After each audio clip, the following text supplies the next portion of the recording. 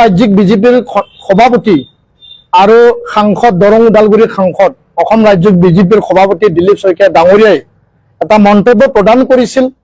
সেই মন্তব্যই সমগ্ৰ বিটিআৰত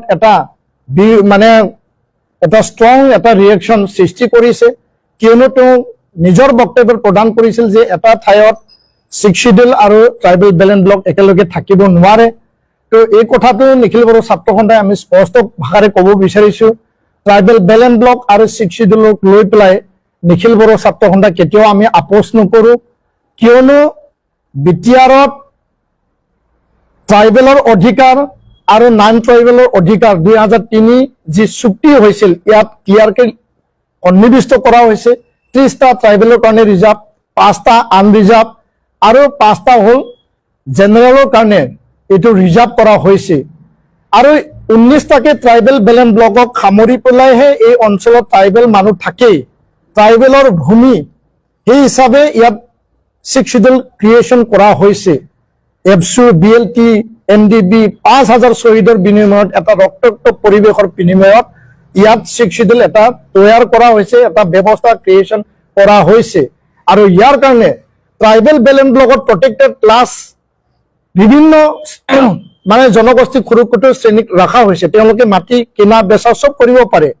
আৰু বিটিআৰৰ সমগ্ৰ মাটি 5টা জিলাত ট্ৰাইবেল বেলেঞ্চ ব্লক নহয়, ট্ৰাইবেল বেলেঞ্চ ব্লক নিজৰ জেগাত আছে, নন বেলেঞ্চ ব্লক নিজৰ জেগাত আছে। তো মাটিৰ অধিকাৰ পাবৰ কাৰণে এতিয়া সকলোৱে মাটিৰ পট্টা মাটিৰ অধিকাৰৰ কথা উল্লেখ কৰে, BPFও কৈছে, UPPও কৈছে, BJPও কৈছে।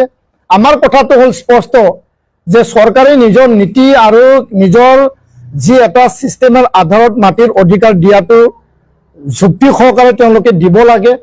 আৰু অসমত বসুন্ধৰা 1, 2, 3 হৈছে, বিটিআৰত বৈষ্ণৱমতী 1, 2 হৈছে।